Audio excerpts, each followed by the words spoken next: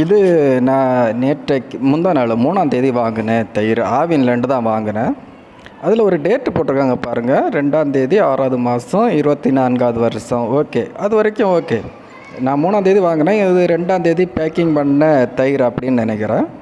Okay, ஆனால் இதில் எங்கேயுமே எத்தனை நாள் யூஸ் பண்ணணும், இதோட எக்ஸ்பைரி டேட் என்ன அப்படிங்கிறது எங்கேயுமே இல்லை. இதில் பாருங்கள், ஒன்று போட்டிருக்கேன், used by date and MRP C stamp அப்படின்னு போட்டிருக்காங்க. நானும் இதில் சுற்றி பார்த்தேன், இதில் எம்ஆர்பி எங்கேயாவது போட்டிருக்கா, அப்படி இல்லை எத்தனை நாள் யூஸ் பண்ணணும்னு போட்டிருக்கா, அதுவும் இல்லை. இங்கே பாருங்கள், used by date and MRP C stamp. எங்கே இருக்குது அந்த ஸ்டாம்பு? இதில் 500 அரை லிட்டருன்னு தான் தெரியும்.